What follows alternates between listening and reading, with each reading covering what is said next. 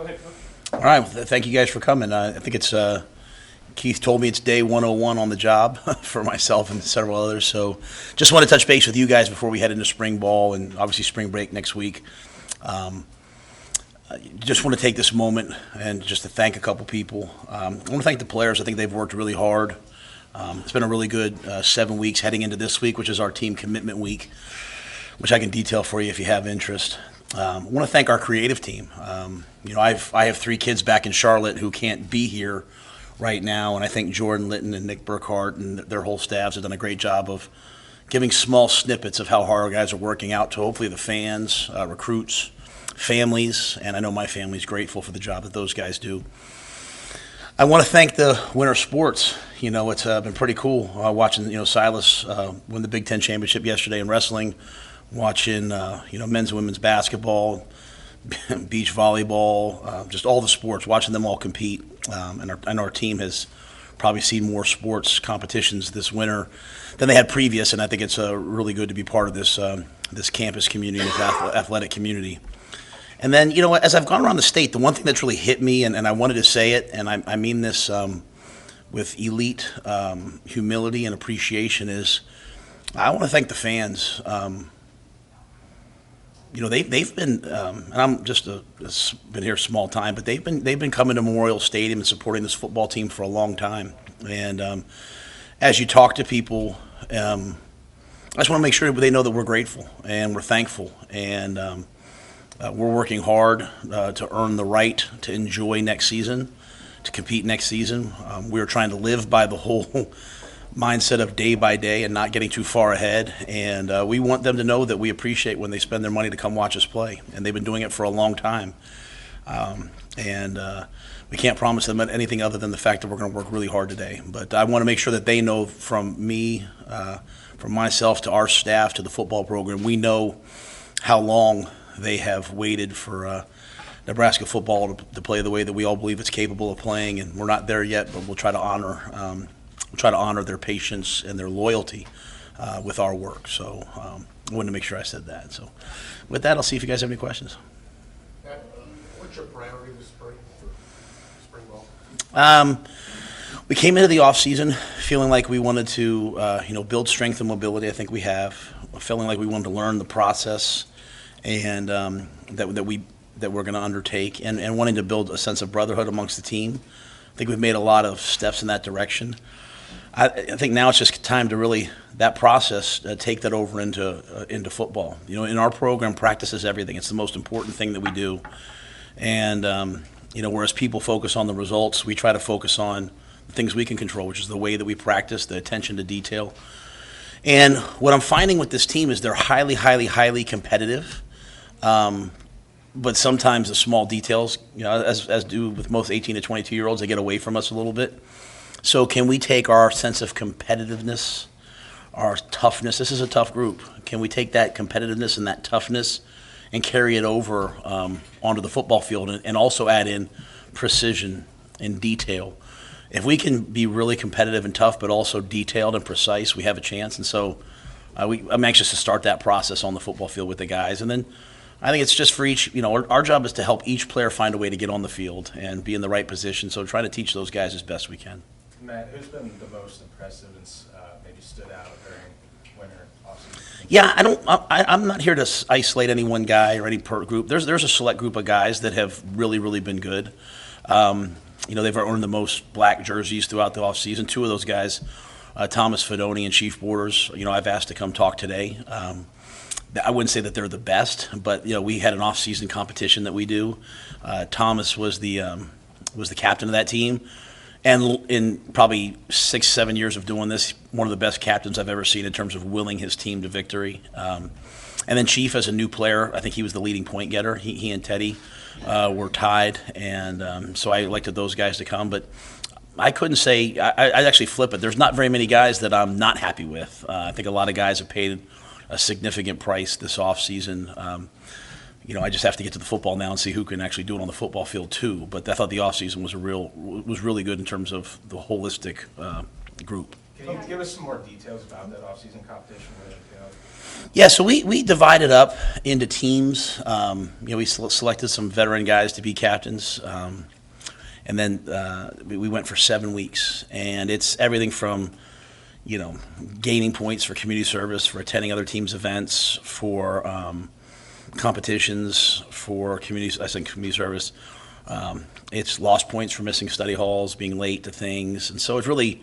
Whereas most football teams are based upon your physical ability, you learn very quickly that, hey, your accountability and your ability to do what you say you're going to do is really important. And we want to be a team that when we play, we don't beat ourselves. So we're, measured against rewarded gets done.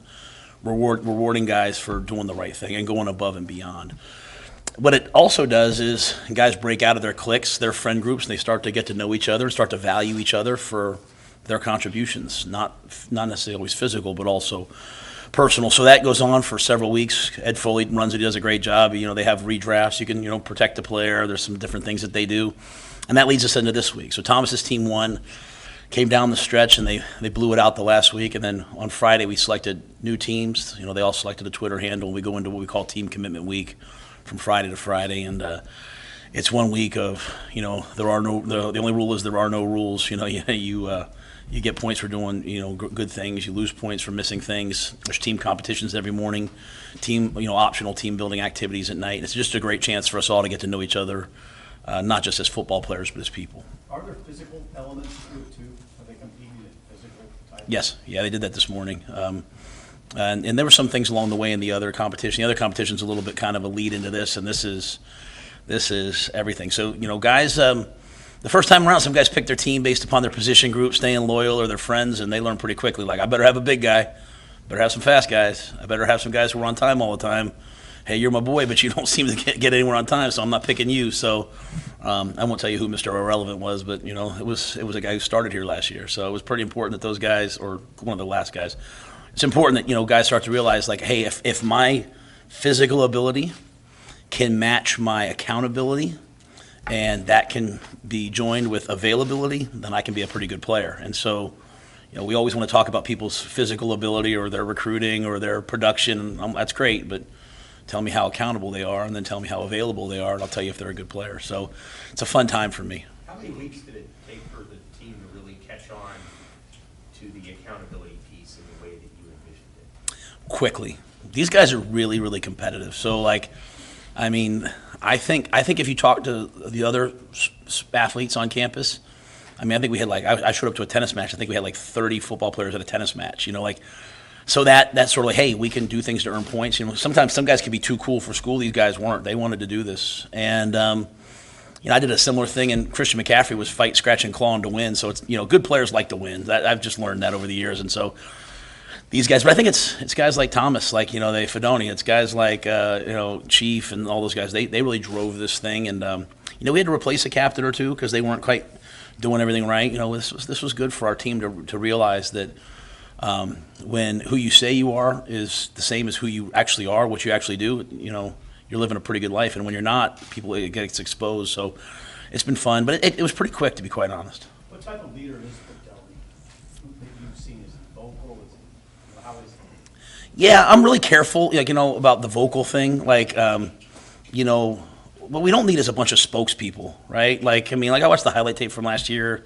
We put it together, so no knock on anyone else. Our guys put it together. It's all people giving speeches in the locker room. If you got to give a speech in the locker room, it usually means you're getting your tail beat. You know what I mean? So, to me, leadership is who's the first guy in the building, the last guy to leave, who does everything right.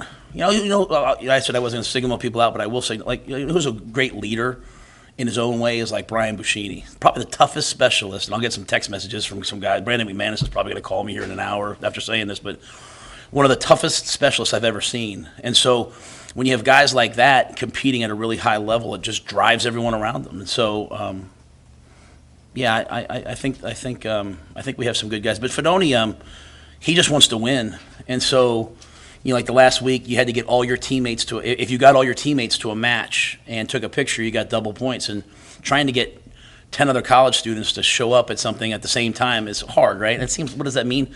Well, I know it means something to the other student athletes to have people there watching them, but I think he got 11 people to the beach volleyball match and took a picture, and so he just finds a way to get it done. He likes to win. He's very competitive. And Matt, how limited will Casey Thompson be for you this spring? Is he going to be able to throw and do some things? I don't know that yet. I mean, I think we're hoping that he'll be able to throw, but he'll be pretty limited. I don't see him, and we'll err on the side of caution with all these guys, right? But I don't see him being able to do very much other than potentially at some point being able to throw. And has there been any other roster movement as far as guys moving on or stepping away over the last month or two? Yeah, we put them all up right away. I mean, I'm being pretty transparent. We could have done the old, hide the depth chart till the very end. But some guys have made some decisions, and they've been awesome, right? They've been no one's left in a bad way. They've all, some guys just wanted to concentrate on school or do some other things. So nothing other than anything that we've put out. Nothing else. Back to Fedoni, what were your early impressions of him, especially as he's working back from the injury? Well, just the first time I saw him move, I was like, wow. I mean, he's kind of like a long, lanky, athletic. Like I saw him running, around some cones and make a cut. You could see the athleticism, explosiveness. Doesn't look like a guy who's ever been injured. I mean, just looks healthy and all those things. I've tried to get to know him. Jamari Butler and I went out to dinner one night downtown. Had a chance to sit there and visit with him. You can see he's got a love for the game and wants to be a great player. And then, like I said, he's competitive. Like if you get those things, you have a chance. But he looks healthy to me. He won't like it, but I always feel like it takes time after an ACL, and ACLs will happen. I always feel like my job is to try to prevent repeat ACLs, which he's had. So we'll probably be a little bit smart with him in spring ball. Since Chief is coming up here, what did you like about him when you brought him in, and how have, I guess, the transfers in general blended with the guys who are returning? And maybe it's not a big deal since it's year one for everybody as much. I think that's a true statement. I think it's year one for everybody, right? So no one really has any idea.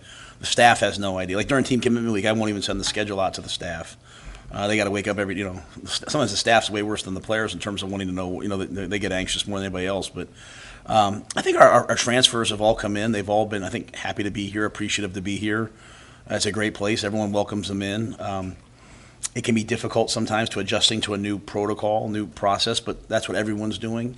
And but I think Chief is someone that what I love about him is he is who he is. I don't want our guys just to be football players, and so Chief is somebody who he's sitting in the back, so I have to be careful how nice I talk about him, right? But I think he's a TikTok star. He's elite in the community. He gives back to people. Here's one thing I know, wherever Chief ends up on a given day, that place will be better for him being there. And that, to me, is a real mark of a man. And so, I think sometimes guys come off to college and they have interests outside of football and they just get pushed into this, hey, just be a football player. And I don't want that, man. I'm not just a football coach. So I think he brings a lot of elements to the team that I think are really important. But he shows up every day and works hard. And he's doing well in school, I believe. All right. So no, he's been great to have here. How big a deal is it to you during the conditioning part? You have those jerseys that sort of separate guys, and having those categories that drive people. Yeah, that's really for the Matt Rhule. What we want them to have elite feedback every day. It takes about 2 hours for the staff, and we watch every single rep of the Matt Rhule, and we grade guys. They're getting feedback, right? To me, when people say power corrupts, I've always felt like powerless corrupts. When you're powerless to change your situation, when you feel like, hey, no matter what I do, I'm just going to always be this.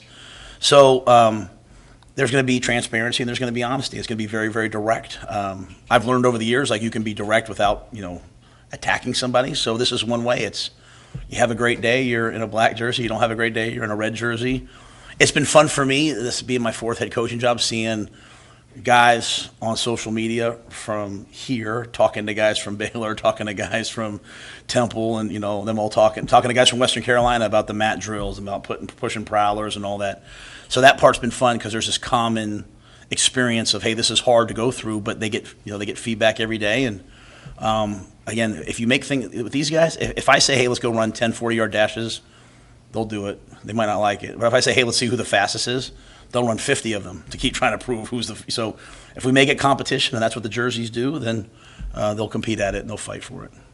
You mentioned wanting to build mobility, and not just strength, but mobility. What was your assessment of the team's movement skills or movement quotient in last year's I can't. I don't know about last year when I got here. I think we felt like after watching them early on, and again, it's you're getting guys after they went home and ate with 3 home cooked meals with mom every day, and it's a new way of doing things. But I know we felt like there was a lot of opportunities for improvement, and it could be a real area to separate us in terms of really getting full ranges of motions on some things and movement on some things. That being said, this is a pretty fast team. Sometimes we do everything off the GPS, and our GPS speeds are fast. And so if I told you who the fastest guys on our team were, you'd probably be surprised. There's some guys that that can really move. I think Chubba and Heinrich are two of the fastest, if not the fastest guys on the team. So in terms of the GPS numbers. So, but I think we felt like that was an area of an opportunity. And again, if you're really, really strong but not flexible and can't move, it doesn't really matter. And if you're really, really fast and athletic but not strong, you're not going to be durable. So it's this combination, and that's sort of that's sort of things I've learned. I kind of grew up in a world of just get strong and be tough, and it's not really the world anymore, right? So just that movement, and also that movement efficiency, right? I think one of the best things that we can do, again, is availability, and I'm not going to put that on the players. We put that on us first. We can't have our best players not out in the field. They've got to be healthy, and so that starts with movement quality, gets into regeneration, and there's been an investment, from the athletic department here, with the new building, to make sure that we have the very best of the best in terms of recovery, regeneration, keeping guys healthy. Casey's had a history of just playing through stuff. He's tough. Have you had to rein him back a little bit and just say, I want you to be as healthy as you possibly can instead of trying to throw through any sort of, injuries? I think he's been very diligent about doing what he's allowed to do. We haven't had that. He might be doing things on his own that I don't know about, but obviously with the rules in college football, we can't throw with them. So he's been diligent. All the guys have been good, and Drew Hamblin stepped in as the interim ATC and done a great job. I mean, he and his staff have done a fantastic job with these young men and helped them. But I'm sure everyone wants to be healthy, but it's really important they come back, and they're. Again, re-injury is the biggest no-no, and we don't want to have re-injury, so we have to make sure things are thoroughly healed. How physical do you think your spring is going to be when you kind of break it down from what you know? Physical. Yeah, it'll be physical. Yeah. Like how much live to the ground? We'll have a couple, scrimmage days. The NCAA has rules. We won't be. Again, we're not going to be wanton. We're not going to be dumb. It's just. To me, it's all about the quality of the contact. We're going to have, we believe in playing with dominant contact, and so we'll drill that way, we'll rep that way. I'm not a big helmet, shoulder pads, no pants guy. We'll either be in helmets or we'll be in pads, and so to me, there'll be live days, there'll be non-live days. We'll follow all the rules and do all that, but I just think it's the quality of contact, right? Even when we're thudding.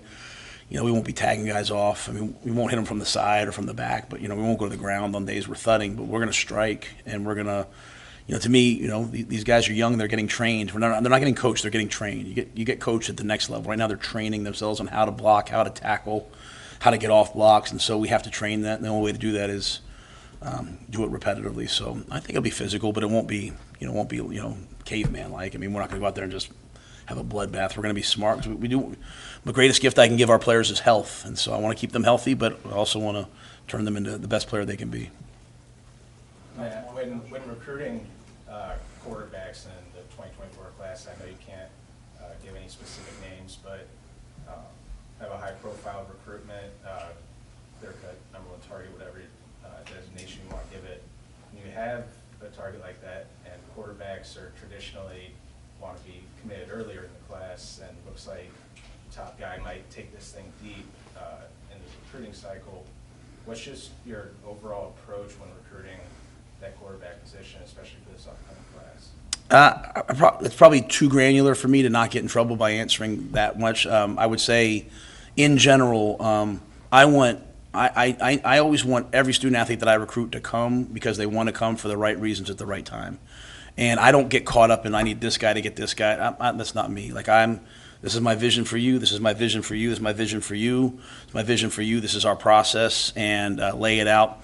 I miss the best success I've had is the old way of recruiting, where I saw a kid in the senior year and had a chance to watch him. So it gets earlier and earlier and earlier. It's not really my way of doing things, but I'm modern me. I got to keep up with the times. So I just don't. I don't want anyone coming because they feel like they have to come, and at the same time, I also don't want to sacrifice other things.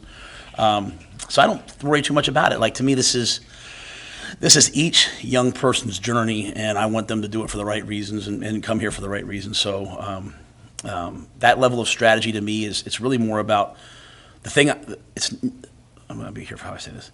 It's never about who we don't get. It's always about who we get. Does that make sense? It's never about who we don't take. It's always about who we take. And so I want to make sure that guys that we take, whether we take 10, 15, 20, 25 next year, that we take them all, the right guys for the right reasons that want to be here. That, to me, when you're really transparent, like I want people to come watch us practice. Like, I don't know how you could commit to play for me without watching me at a Matt Rhule or at a practice, because I am who I am. I'm not changing on the field for anybody.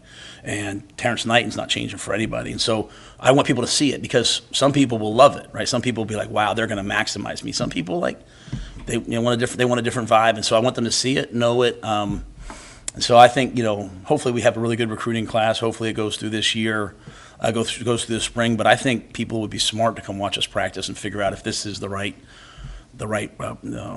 place for them. Matt, have you enjoyed watching that defensive staff kind of brainstorm with Tony White and as they put their ideas together? Yeah, it's Tony's got a quiet confidence to him that I like, but a real humility in terms of, like, hey, previously, I mean, we were pretty good on defense in places we've been too. So, like, hey, how did you guys do this? And I think it shows a real strength of Tony that he would take a job as the coordinator and have the other three coaches all be not tied to him, but tied to me previously. But he's confident in who he is and in who his system is, and brought in some great analysts. Coach McGarry's been doing this a long time.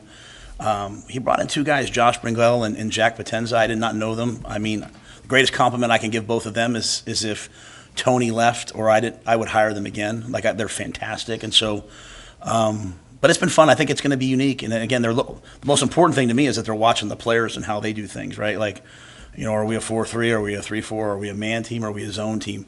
His system has the flexibility to get to all that, but I need to see we have a lot of defensive backs. I got to see what guys can do this spring, and then really figure out, hey, this is the system that'll give our guys the best chance. Is there a lot of learning that must transpire? I mean, Tony White must be effectively teaching his defense to these coaches?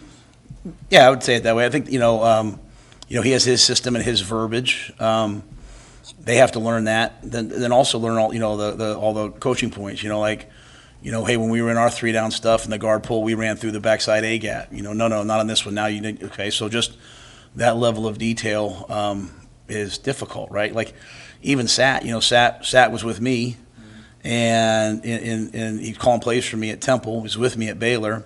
Was with me in Carolina.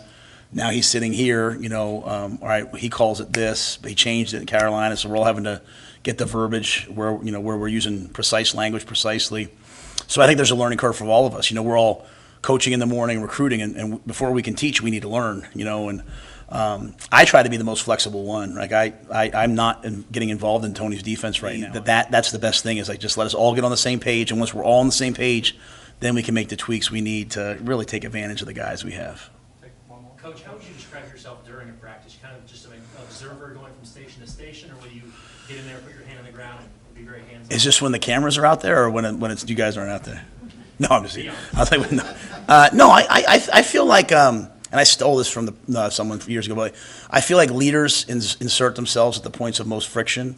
I think the program gave that to me, and it made sense to me. So, like, I'm by trade an O-line, D-line guy, like linebacker guy. Like, that's where my heart is, So, like, if I see something I don't like, I'll, or if they're struggling in an area, like, there's been years I've taken the D tackles for, indies on Wednesdays or Tuesdays or whatever. But I like to get around. I like to listen to the coaches teach and coach. I'm probably obsessed with the teaching. I think coaches should teach with the Socratic method in their meeting room. So I like to listen. I like to walk in. I don't like to get infringe. I don't like to take over people's meetings, but I like to listen. And I think the best thing you can show people as a coach is that you're coachable, right? That you can take critique. And so I would like to think when you see me at practice, I'm different a little bit at different times. Like, there'll be times where I'm quiet. There'll be times where I'm setting the tone. I try to bring in what the team needs at that moment. And kind of like a parent. My dad used to always say to me, like, hey, as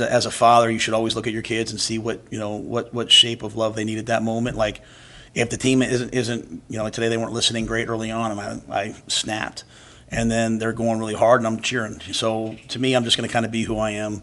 Practice is the most important thing in our program, not recruiting, not weightlifting, not the off season, not travel, nothing. Practice is the most important thing in our program, and so I'm going to. I take that very seriously, and I defend practice at a high level. So I don't even know what I'm saying at this point. Rather than I can't wait for spring ball. I can't wait for spring practice. This is my favorite time of the year. This is my favorite time of the year. People ask me all the time how we're going to be next year and all this stuff. Like, we're just going to try to earn the right to enjoy next season, right? Like, we're going to try to earn the right to go into a game week feeling like, hey, we have a chance to win. And that only happens, at 6 a.m. in the morning or in our spring practices. So I think I used to be a pretty good football coach. Now I'm a head coach. It's a lot different. But every once in a while, I do try to get my hands dirty. Matt, this time you're so far, games are so far down the line, you haven't even practiced yet. Is this the time that you can really determine who really loves football? And can you tell who doesn't? I think you can always tell if someone really doesn't. But sometimes we got to be careful with young people. Like, we put a lot of labels on kids at 17, 18, 19, man. Like, people tell me, oh, this guy doesn't love football. He loves. Sometimes they're just not confident. Sometimes they got something going on at home. Like I'm just really careful about the labels I put on kids. Like, because I've seen it so often be the wrong way. Before I make, I say that, I like to really dive in. But sometimes some kids, they just don't love football, but they're good at it, right? I mean, well, use it to get what you can get out of it. Some kids really, really, really love football. The point I make to our team all the time is, you start looking at lates and stuff like that. Kids were very rarely, as a non-scholarship player at the University of Nebraska, late to anything. They're paying to come to school to be on time to everything, and I think it's been pretty humbling for some of our other guys, and our team has really come a long way in that. But I think you can see a lot about who guys are this time of year, because you have to love something about it to show up every single day and do the hard things we're asking them to do.